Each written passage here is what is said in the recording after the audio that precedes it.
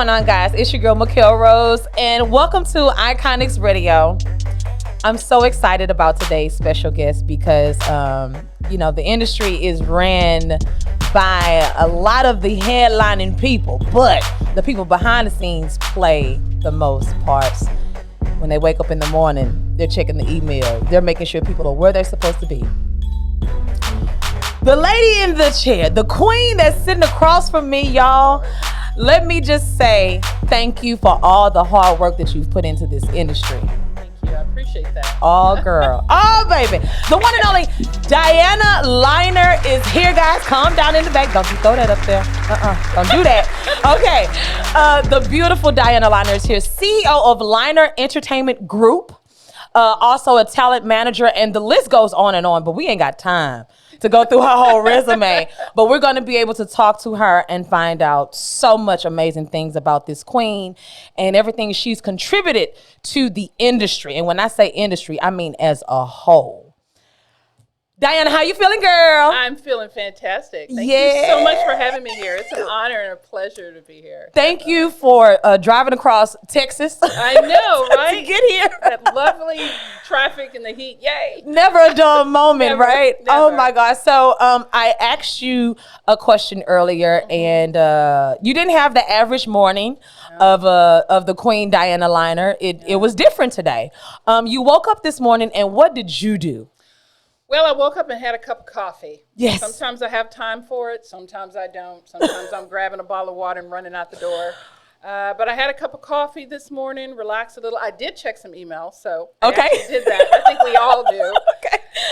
I went and had another coffee at Starbucks. I like coffee, people. She said, I bleed Starbucks. I bleed Starbucks. And went and had my nails done. Yes. And just relaxed and waited for this interview, which is so rare because I always have stuff going on the weekend. And this is the calmest Saturday I've had in a while. So thank you, Iconix Radio.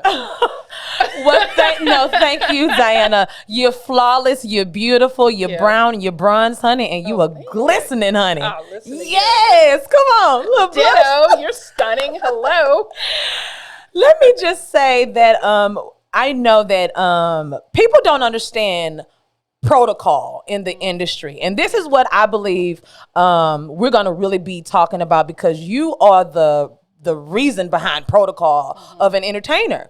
And this goes across the board. Yeah. So let's talk about your work. How do you describe your work? Well, talent management basically is the person that handles the day-to-day business for the artist. Okay. We set up the PR. We set up a booking agency for them.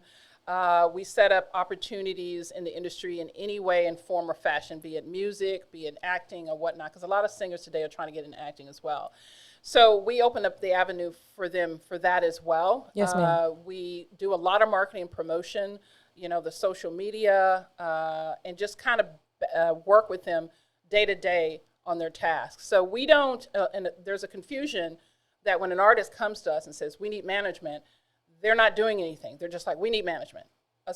So what we ask is, well, what are you doing right now? What have you done right now in your career where you're at that point that you need management? Mm-hmm. Well, I dropped a song, but that's it. I mean, have you performed? No. Do you have any PR? No. So it helps for management to sign with us, to sign artists that already are doing stuff for themselves, because management's not here to go, we're going to take over and do everything for you. We're an extension of your arm. So whatever you're doing, we're going to come in and take it to the next level, but we don't really do development deals. Like, I sing in the shower, that's it. I don't do it. Come on, Dianna. You got to have something. If you've been in the studio, if you've done a demo, that's perfect. Because right. we can take that demo depending on where you want to go. And another thing we could do is shop you for labels, okay? Because there's major labels out there that are still signing, but the industry's changed so much. A lot of artists don't want to sign with majors anymore. Simply because majors, they take their publishing, they take their music rights, and they're not getting a fair deal. Okay. So a lot of the artists that come to us and say, if you shop us, can you shop us to a major indie? And a major indie is an independent label that has major distribution. Okay. So their songs, the songs that we submit our artists, as far as distribution, you'll find right next to Beyonce, right next to Nicki Minaj. Their songs are right there next to them because they have worldwide distribution. Yes. And we don't take their rights. We don't take their publishing.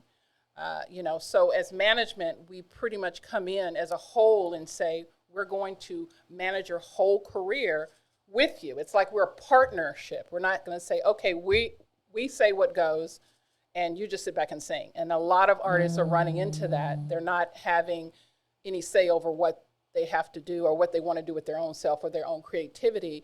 They're being controlled and say it instead of coming up to them and saying, hey, like we do, what do you want to do with this song? You want to distribute it? Okay. Are you ready to perform? How are you looking at your next song? We just kind of partner with them. And that's really important as a manager. And when you're looking for a manager, make sure your manager has relationships. That's very important because if your manager can't get you at the BET Awards hanging out at a party, that's not a good manager. You want to be in a room where the movers and shakers are. That's right. I can give an example. A young man that he's a publicist. I'm a publicist for him. His name is Sir Dollar. He's a hip-hop music producer and artist, and he's just a publicist. We don't manage him. We're just his PR. Okay. And there's a difference. There's a difference. Okay. So the publishers, we get him in magazines. We can get him on radio, things of that nature. It's like we do the PR for him. We got him at the BET Awards. We got him at the Billboard Awards. Okay. Wow. Rolling Stone magazine's doing an article on him. So you want your career to go to the next step. Because there's all these little magazines online that are, but you want to be in Wire, you want to be in XXL if you're hip hop, or you want to be in a Rolling Stone magazine. You want to be in the bigger publications to grow you as an artist. That's right. So as a manager, we kind of do that as a whole, if that makes sense. No, I mean, this is, interview is over. Thank you. Because girl, I mean, you literally just dropped so many necessary gems that are needed for artists out there. Yeah. I mean, get in line, guys, and listen. If you don't have your pen and your pad out right now, go grab it. Pause it, go back, come back. Here we go. Okay. Yeah. Now, man, that was good. But I kind of want to go back a little bit. Sure. Now, not only do you cater and you work alongside and with artists, you also entertainment, period. So you also have clients that are actors and actresses and things of that nature. Yeah. So how is the process the same? It's the same. The only difference is the music component of it is taken out because they're just acting. Mark Christopher Lawrence is a celebrity comedian that we represent. He was in Witness to the Execution with Will Smith. He was in, I'm going to say it wrong, it's called Chuck. He played Big Mike on Chuck on Nickelodeon. Kids out there probably know what that is. Okay. And if you watch the Mutual Liberty commercial with the guy fishing with the little minions. Yes, that's Mark. Hey, Mark. Dianna is here, okay? So just know we're going to be calling you. We're going to talk to her. No, I'm just kidding. No, I can get Mark on the interview. Okay, Mark. Yeah, that's another thing. I set up interviews for my artist radio. This is awesome because, and I think that's exactly what I was leading to. Thank you. Yeah. There's not really, everybody needs representation. Everybody needs someone to talk. Everybody can't talk for themselves. This is true. We've learned that recently. And, when you get to that point, if you're just starting out as an actor and you know what to do. As an actor, you got to have a resume. Yeah. But you got to have something on that resume. So I always tell actors, if you haven't done a major film, and a lot of them haven't at the beginning, just do extra work. They're always hiring extras in films. You put that on your resume. And a lot of major actors have gotten roles from just being an extra. The director be like, I like the way you look. Here, I'm going to put you in here and say this line. And boom, now they got a line in the movie. Now they're SAG affiliated because we're a SAG affiliated management company. Screen Actors That makes Guild. a difference. So we're under SAG. And so now they're SAG and now they can go after bigger roles. So I always tell actors, do as many. And, I've had a few extra work. I'm like, dude, you're an extra in this. I was an extra in Interview with the Vampire. Remember that movie? And all these other films and stuff. And, I didn't really want to be a movie star. I love the behind the scene of it. But the fact you can put that on your resume, and you have all these extras, do some theater. Okay. If you're not comfortable in front of the camera. They have on-camera training in a lot of acting schools. Yes. You know, build that resume. And when you get to that resume and you've done all this extra work, then look for an agent or a manager and say, I've done the extra stuff. Now I want to try to get some speaking roles. Can you help me? Then go to a manager and say that. Come to someone like us. Okay. We look at your resume and say, oh, wow, you've done all this extra work. You've done some theater. College theater doesn't have to be, you don't have to be the Jones Hall or anything, you know. Yeah. I mean, I did theater in high school. I mean, high school and college. I was Portia in Cinderella. Yeah, come on, Portia. At college. Right. It's crazy. Oh my Listen, God. look, you better than me because I was what is it, Gabe and Joseph and the Amazing Technicolor. I was the man. I was, they had to put the whole. Yeah. But it was a musical, and I got to act, sing, and dance in college. And experience. you got a resume. That's the experience. Exactly. That's it. So there's no such thing as bad play or bad anything when it comes to the entertainment industry. This is just good. put it on there and add it on there. And then when you come to an agent or you come to a manager and you say, I've done this, and now I want to go to the next step. How can you help me? And then we come in and go, okay, let's get you a demo reel together. Okay. Let's try to find clips from stuff that you've done, theater, because a lot of them are not going to have big movies yet. If you've got clips, go back to your college, go back to your little theater or whatever and see, because they always record these plays and musicals. See if you can find clips Of yourself. in a little scene, and then we mash it together and make it a demo reel. And we start, it's a beginning demo reel. And as you get roles, you add to that demo reel. Because as a manager, we send it out to these casting directors. Okay. Let's say the casting director is looking for an African-American woman in her 20s, 5'4", to play a lawyer. Okay. Okay, you'd be perfect for that role. So, Book y'all. Sorry. Okay, this is my last day. I'm just kidding. I'm just kidding. So we go to that casting director and say, oh my God, we got this wonderful girl. She's done plays. She's done this. Here's her demo reel. And she hasn't done major, so this would be her first major role, but we feel she can pull this character in. And then we set up the audition, and then the rest is up to you. Guys, you have to put in some work. Put in the work before you go out and saying, this is my manager. Don't do that. Don't call nobody just because you have to put your foot on the ground. Do the groundwork. Put in the action. I'm trying to ask as many questions as I can for the artists and the entertainers that are out there, because this is good stuff, and it's almost once in a lifetime. So let me ask this: Does education matter? Because in the entertainment industry, everybody says they fight their parents. Go to school, get your degree. Well, you first should. of all, I was about to say You should go to school. Get your paper. And stay in school. Do not drop out of third, homeroom and go, you know what, I'm going to be a movie star because Mr. Liner said I could. No, education is very important. So I always support education. But to answer your question, the only thing that's needed is acting classes are very important. If you can't, not so much if you can't act, but if you can't do method acting, which means you can't cry on cue. Okay. If you're doing a scene and you're a mother and you lost your son, you should be able to bawl your eyes out. And if it's going to take you a time to do that, you need to work on that and take classes. That's right. As far as a singer, take voice lessons. There are big stars to this day that still take voice lessons. To this very day? Christina Aguilera, I'm saying her name wrong, who can break glass with her voice, still takes voice lessons.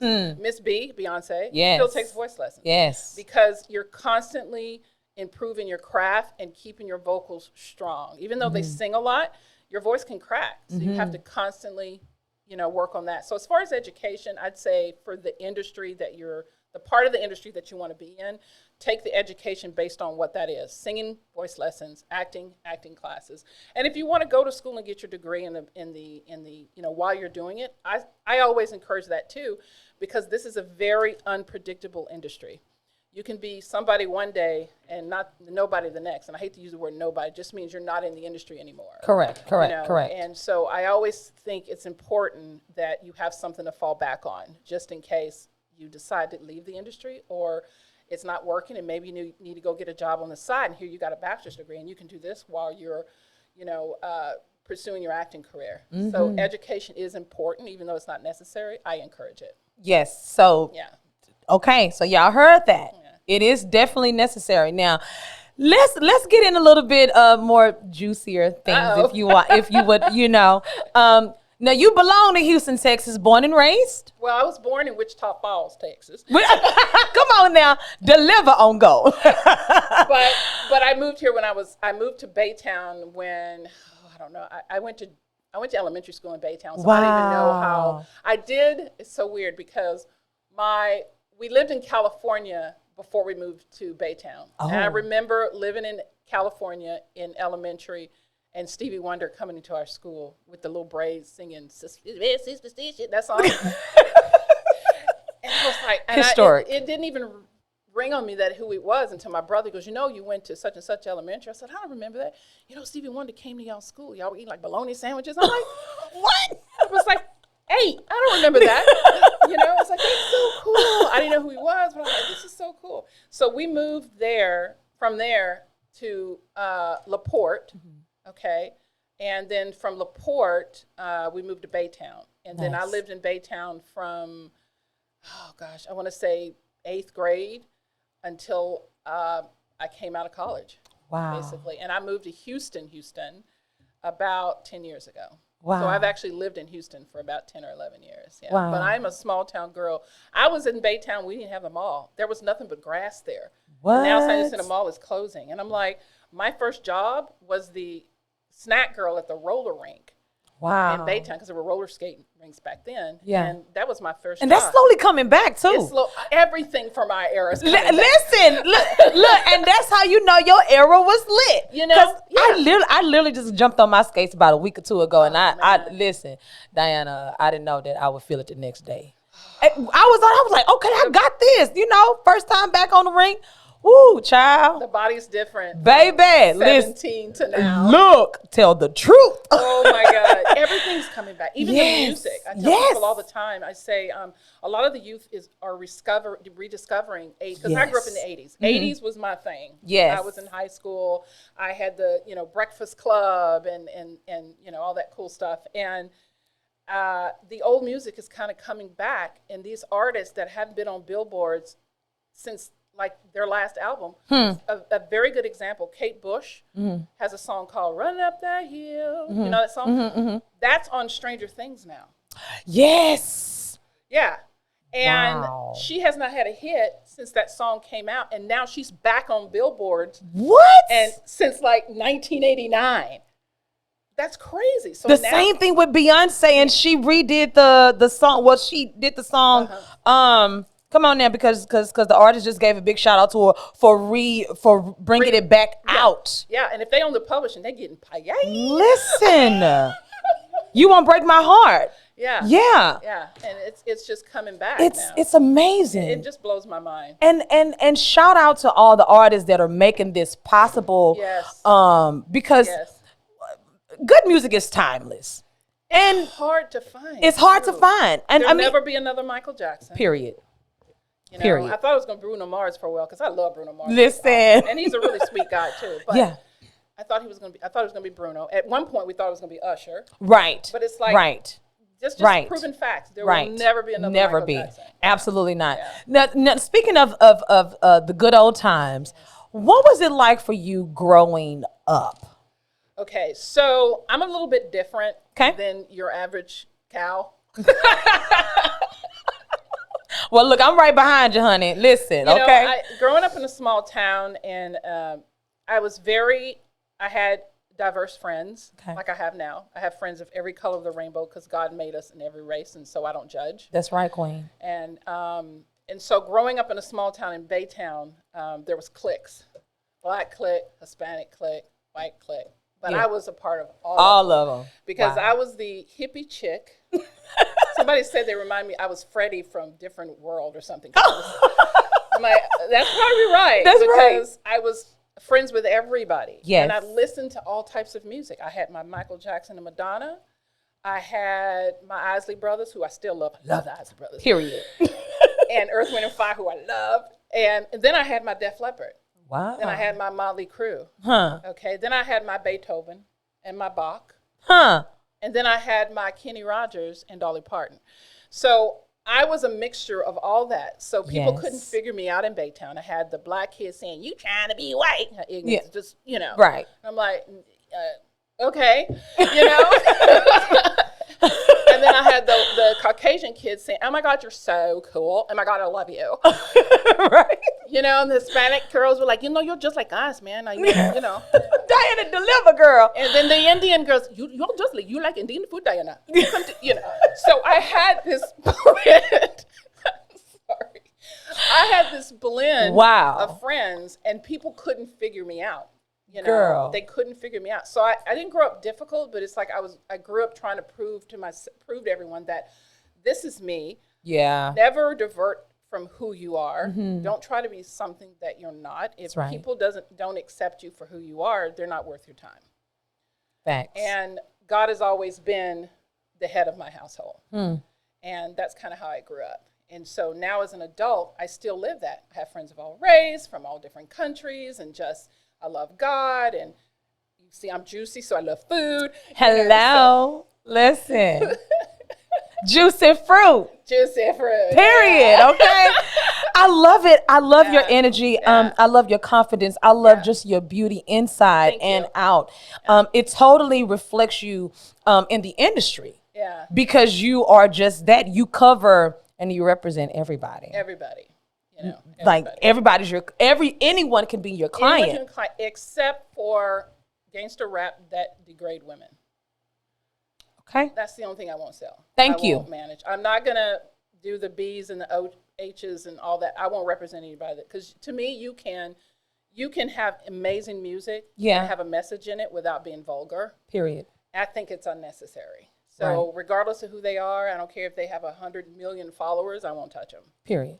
Because I just won't do that. Or any kind of racist slurs or anything like that. I Correct. won't represent anybody Correct. like that. Everybody else, yes. Hey, y'all. I love that.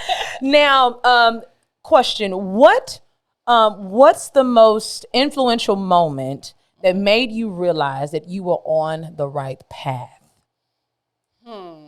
Is it like before or recently? You choose. Okay.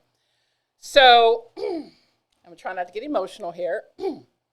My mother died July 8th last year. Okay. And my condolences. Thank you. And, you know, up until that point, I knew that I was on the right path, but there were parts of me that was like, can I continue doing this if she dies? Can I keep on living and building this legacy if we called her popsicles because she ate popsicles like, oh my God. We'd be like, it's time to eat food. I want a popsicle. You know, So, you know, I was thinking, can I continue living this and doing what I'm doing if she's not here? Even though I love it and I've loved it since I was 10 years old, you know, can I do it? You know, am I going to be able to move on? And I got the answer from my mom when she passed. Okay, this may give you chills. People kind of freak out, but so she went into the emergency room on June 15th. That's my birthday. So June 15th at 7 in the morning, my sister called screaming because she lived with my sister and my brother lived with my mom in a 55+ community. Okay. And so my sister called me screaming that mom's not breathing.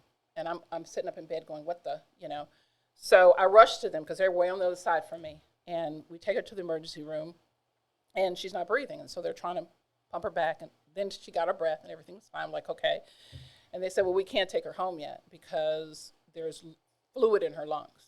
I was like, okay. Mm-hmm. So she stayed there probably for a few weeks. They couldn't get the fluid out. They kept trying to pump the fluid out. And they transferred her to Memorial Katy, continued something care. And she stayed there. And on July 8th, she passed.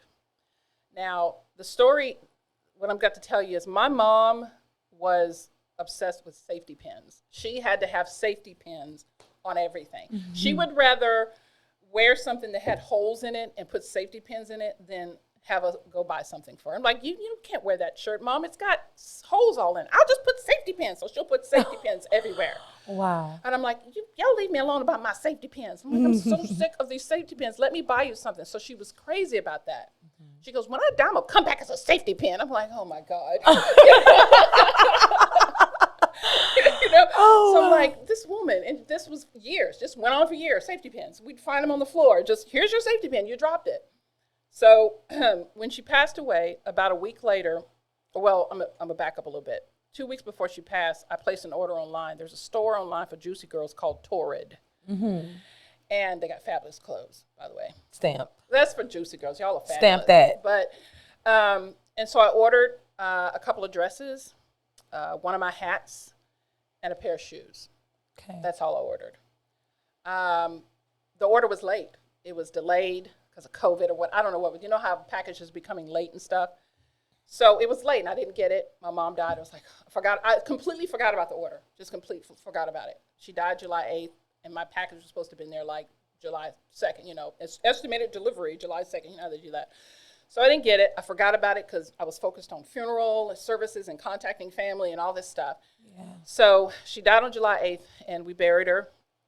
And then all of a sudden, I get an email saying, oh, your package will be delivered in 2 days. I'm like, oh, finally. So the package gets there. I have my shoes, my dress, and my hat. And there was something else in the package that I didn't order. It was a necklace with a safety pin on it. I have that on my phone. I'm going to show it to you when it's over. I still have a picture of it on my phone. And I took it out, and I was like, what is this? And Benita, my sister, just started crying. I'm like, what's wrong with you? She goes, Di, don't you know what this is? I'm like, what? She said, that's Mom. And it didn't even dawn on me. I was like, what? A necklace with a safety I'll show it to you. I would never wear this kind of jewelry. I wear bulky stuff. I would never wear it. It's a silver chain, and it's got a little safety pin. I'll show the picture on the phone here in a minute. Wow. And I was like, I contacted Torrid. I said, I got something in the mail that I didn't order. This is a necklace with a safety pin. I didn't order this. They're like, ma'am, we didn't send you. I was like, yes, you did. I'm looking at it. And they're like, well, we don't see it in the order, so you can just keep it. I'm sorry for the mistake. I'm like, that's okay. So normally I wear it every day, but I didn't wear it today. So to answer your question, my mom is the one that gave me the inspiration and kept going because of the safety pin. And I'm going to show you all the picture when we're done. It's on my phone. Yeah. Yeah. One thing I can say is, I know this is like totally, but no, I want to let people know what's happening right now. And this is real serious. Whether your mom is here physically or whether your parent has transitioned. Because my mom sits here. She's on every show. Oh, she's beautiful. She's just a cutie. That's my baby. Yeah. And a mother's love will literally, a parent's love, a person who loves you no matter blood related, but a mother's love will never, ever cease. That's it. It'll never cease. My mom has been on every show. Y'all know that's that's my red cardinal. Yeah. She shows up in the form of a red cardinal, and so we're two angel babies right here. Just want y'all to know. So thank you for sharing that. Thank you for sharing that. Yes, ma'am. You're welcome.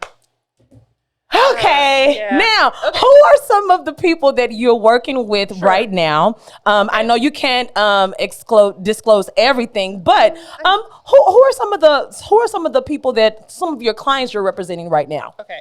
So I have a young lady named Carolyn Marie who is a singer-songwriter. She's like pop Carolyn Marie. She's a cross between Katy Perry and Taylor Swift. Mm-hmm. I have Sir Dollar, which is the music producer I was telling you about. And then we have Mark Christopher Lawrence, the celebrity comedian. We also booked this Johnny Cash tribute band. I love Johnny Cash. Oh. He is so good. He is. Seriously, if you watch our demo, oh my God, it's so good. But people are like, Johnny Cash? I'm like, no, dude, I love Johnny Cash. And then there's an actress named Adora Lewis that we're developing right now as an actress because we were going to give her a chance. As far as management, that's who we handle right now. Awesome. We work with various artists in the industry. As far as booking, I mean, we can get Queen Latifah. Wow. Demi Lovato. There's a lot of P. Diddy. We did a thing with P. Diddy a few years ago. We sponsored it was a football, what's that thing? Super Bowl. Yeah, it was that thing. Super Bowl party in Dallas, and he was our guest along with Ciroc, because that's his company. So we work with them. We don't manage them, obviously, but we work with them. Awesome. But as far as Liner Entertainment Group right now, those are our clients, but we are going to be looking for other artists coming coming in the near future. Now, speaking of coming in the near future, Yes. there is some things that's coming in the near future, y'all. Please, what's coming in the near future? Okay, and I forgot to mention him. God, he's going to strangle me. Maurice Termite Lewis Watkins. I'm saying his name wrong. If you watch this, sorry, Maurice. Well, his name is Termite. He's a former pro champion boxer. Nice. He's fought Holyfield, Muhammad, all those. Wow. And he's a hero. He went. He joined Army, military recruited him to do some stuff overseas. You got to read the whole bio and the press release stuff on him. But Sylvester Stallone is doing a biopic on his life. Wow. So we're working with Sly and his production company, Balboa Productions, to produce the movie for Termite. Wow. Yeah, so we're excited about that. Wow, that's awesome. Yeah, I very mean, excited about yes, this is beautiful. Yeah, it's going to be great. And then we are launching a record label, an independent working label. It's called Liner Entertainment LLC, because Liner Entertainment Group is the talent management. Right, right. So the LLC is the label, and we are partnering with a major worldwide distributing company out of London and Mexico to do our marketing and our distribution. Awesome. And we're looking to sign some acts there. We're talking to a few celebrity acts. 98 Degrees is one group that we're looking at, because I'm friends with Jeff Timmons and 98 Degrees. So we may we may be the 98. The 98 Degrees. It's the hardest thing. I cherish you. All that wonderful stuff. Wow. And then we're looking at some other artists as well. Awesome. That I can't really mention, but awesome. they're R&B. So if you think of some big R&B artists of the 90s, like huge. The queen of behind the scene who run. Listen, this is so awesome. As a woman in the business, briefly, please speak on it, because you're a trailblazer.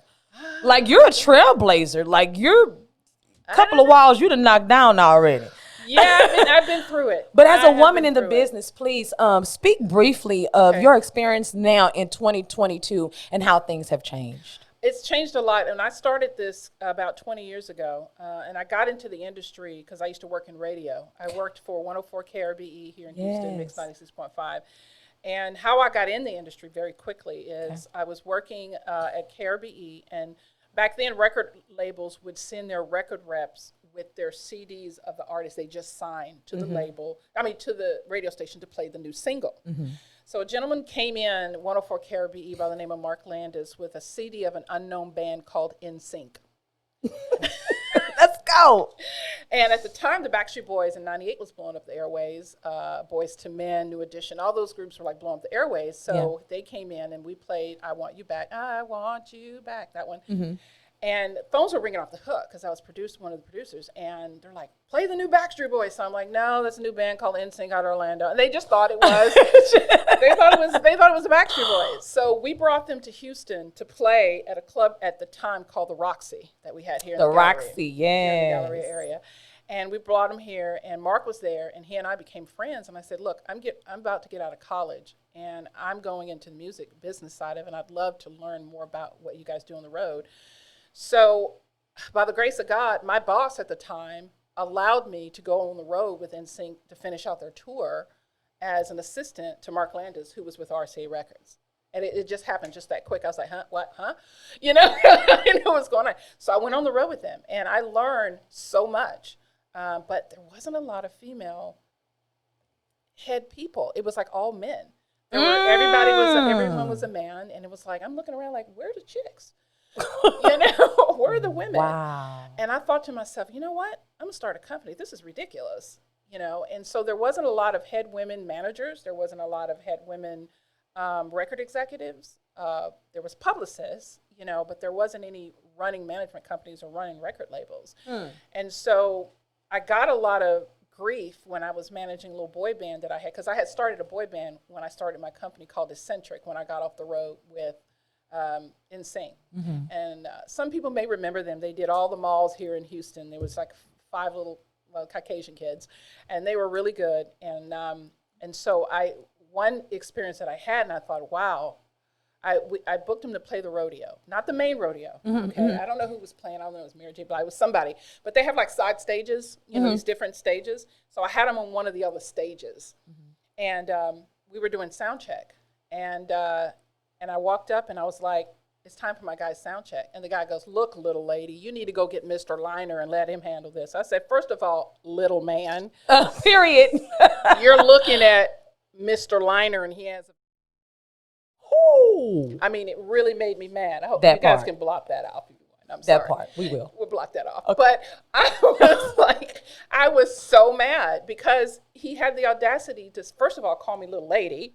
Right. And then say, where is Mr. And he's looking around like over me, like I don't even exist. Wow. You know? And I told him that, and he's like, oh, so you manage these guys?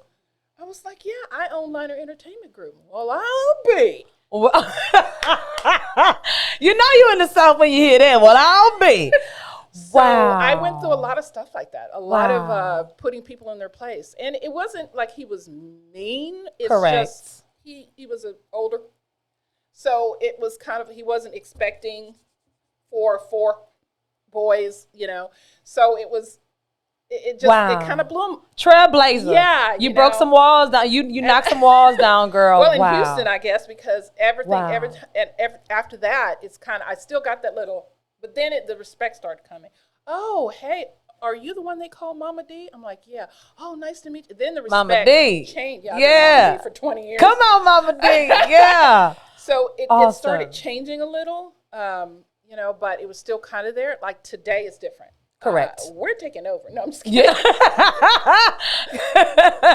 It's moves being made, and a lot of times, women are definitely the spearheads of a lot of moves, or equal to. Because Yeah. I've got fantastic male partners. Oh, I don't man. want to diss men at all. They're beautiful Absolutely, and I love you. Absolutely not, especially for You're Iconix fabulous. Radio. Yeah. We definitely We love partner men. in. Don't. I'm not man that. We love y'all, Anyway, but you need a little help. Okay, look, yeah. just a little bit. But you know, this has been so great, so refreshing, especially to talk to shout out to Deanna Green and the one and only Nicole, a boss chick. A boss chick that's definitely historically just relevant today, and you are so important to the industry. I'm trying. Like the because you know, I think a lot of people they get comfortable where they are, and they're afraid to cross those paths and, you know, go across the other ways. And you have to. If you have want to make noise. You don't want to stick in just one deal. I mean, I could have just been management. Period. But I love film. Yeah, and I'm like, you know what? I want to get into film, you know, and so that's why I started the film company, you know, which we also have a film coming out. I forgot to mention this. It's called Rise of the Tarragon. We've got some majors. I wish I could say his name, but I can't. That's okay. But it's a martial arts film, and it's gonna be fabulous. Yeah. Whew, guys, I don't think I don't know if I have any more in me. I just want to just run over there and just hug you and just say thank you so much for coming to Iconix Radio. And I'm sure that the artists, the actors, everyone that's out there just learning the proper protocol and the people that they need. A manager and a publicist is not the same, y'all. No. So don't learn the difference. Definitely do your research. Any words of encouragement to anyone that's looking and watching, hearing the sound of your voice? Well, I would say one of the most important things that artists don't realize and they forget is this is a business. Learn your business. If you're an artist, register your name as an LLC. Register, because everything needs to be under your corporation. There's a lot of things that we train our artists as well. Okay. So make sure you register your business. Make sure you copyright your music. Make sure you join the music unions like ASCAP and BMI to protect your music. Don't give away beats. I can't tell you how many times artists send me beats. I'm like, what? Is this under ASCAP and BMI? What is that? I said, you know, I could steal your music. I mean, there's lawsuits right now. I mean, Katy Perry just did one when somebody said that she stole some music. I think, you know, a couple of artists said they stole, you know, protect your music. You know, don't just send it freely to people. Get a manager so we can, because we will register the BMI for you and we will protect your music. Constantly, you know, practice your craft. when you're looking for a manager, do research on that manager. See who they represent. Make sure they're not charging you money up front. You don't pay for a manager. A manager makes 15 to 20% commission only. Only. You do not pay them. And I can't stress that because I've had artists say, well, if I pay him $1,000 a month, he'll manage me. Yeah, and he's going to go pay his car note. What do you, you don't do that. A manager makes money off of their clients because we're getting paid to work for you. And that's our commission. Publicist is different. You have to pay. A publicist is a monthly retainer because we're reaching out to all of our contacts and getting you into BET and all that stuff. That costs money. So that's a retainer. You have to pay a publicist. But a manager, no. So make sure you research that manager. And don't be afraid to ask questions. That's another thing. Who do you represent? Okay. How long have you represented him? What kind of artist are you looking for? What can you do for me? What are your fees? What is your commission? Questions, and then make your decision based on, you're comfortable with the answer that they give you.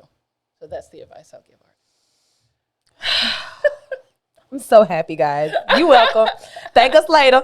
Okay, with that being said, guys, where can people go and find you or find your companies and that? Sure. Liner Entertainment Group is on. You can Google Liner Entertainment Group, but if you go to www.linerentertainmentgroup.com, that's the talent management agency. The label's not up yet. If you go to linerentertainment.com, it's just going to say launching soon. That's the record label, so that's not ready yet. Okay. But as far as the management and PR, it's linerentertainmentgroup.com. Okay.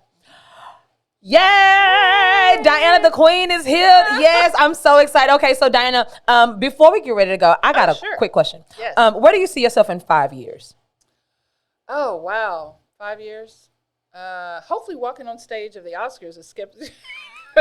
Period. At the Oscars. I've been to the Grammys, so I don't know, just being very successful and having a really good roster of talents that I love and care about and continue to do good work and to make a difference. And we're thinking about starting a charity as well. Awesome. So it's just, there's a lot of things that I want to do.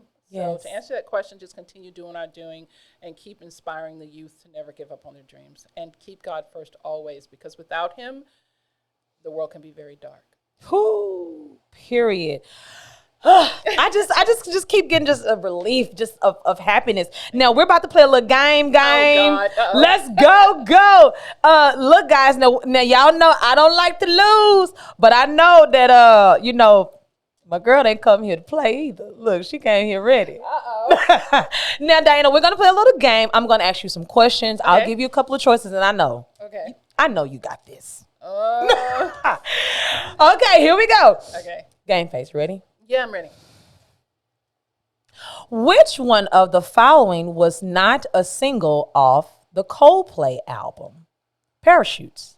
A, For You. B, Don't Panic. Or C, Yellow. Well, I know Yellow and Parachutes was there. I don't remember a For You. What was the other one? Don't Panic? A, For You. B, Don't Panic. Or C, Yellow. I don't think I remember a For You. That's your answer? Yeah. Okay, it's right. Yes. Okay, here we go. Who did Leonardo DiCaprio play in the movie Titanic? A, Jack Thompson. B, Jack Carson. Or C, Jack Dawson. Oh my God. I'm the king of the world. I never knew his last name. Jeez. What? Say it again. A, Jack Thompson. B, Jack Carson. Or C, Jack Dawson. Is it Dawson? Final answer? Yes. Yes, it's correct. My girl Dianna, hold it down. Let's go, Baytown. Stand up. Baytown, stand up. Last name. That's weird. Okay. Here we go. Okay. Which of the following is not a member of 98 Degrees? Well, we may as well just go on. A, Justin. B, Brian. Or C, Drew. Brian. Period. There There's no Brian. There's a Brian in Color Me Bad. No. Look. Here we go.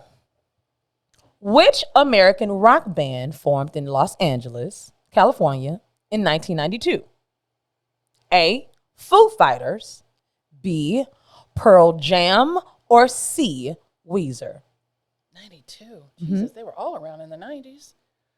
Okay, Foo Fighters was created by David Gold from Nirvana. Let's see. Weezer was around that. What was the third one? Pearl Jam. Pearl Jam was it's the same time Nirvana was around. Was created in California? In Los Angeles, California in 92. Oh, man. Foo Fighters, Weezer, or Pearl Jam? I think Pearl Jam was from New York, weren't they? I'm just gonna guess and say Foo Fighters. Final answer? Yeah. Nope. I didn't think so. It was Weezer. Weezer. Yeah, but you was on it though. Here we go. Okay. Which 90s band sang We've Got It Going On? A, Backstreet Boys, B, Blink 182, or C, Weezer? We got it go Backstreet Boys. Period. That is it. Give me some, girl. You talking about somebody that know they stuff. She know her stuff. Okay. Except for the Weezer thing. I'm like, Weezer. I like Weezer, but I don't remember when they all came at the same time. They were 90s bands. You tricked me. Give Mr.Iconix, he the one. Love it. Sneaky. This has been so amazing. Miss Dianna Liner, thank you so much for everything you've contributed to the industry, just to the world. This has been so amazing. The gems she dropped today, y'all, only she could drop them. I'm telling you. Girl, this was good. This was fun. Now, we do have an amazing author that will be joining us very soon, cool. Miss Davita Young. Her book is available right now, guys, but we love to support our authors. So the name of this book is To Suffer, To Endure, and To Survive by Miss Davita Young. Awesome. Amazing book. I just started it this morning. I'm on chapter 4. Oh, Listen. wow. You got to give me a link so I can buy it. Most definitely. Oh, done. Yeah. Say less. Say less. So with that being said, any final words before we go? Stay cool, Houston. Period. The beautiful, y'all make some noise. Dianna Liner, y'all. Yay! Thank you so much. It's been an honor. Thank you. Girl. Come on, Bronze. Eel. Caramel. It's your girl, Mikhail Rose, Iconix Radio. Guys, we are Izzy out. Peace.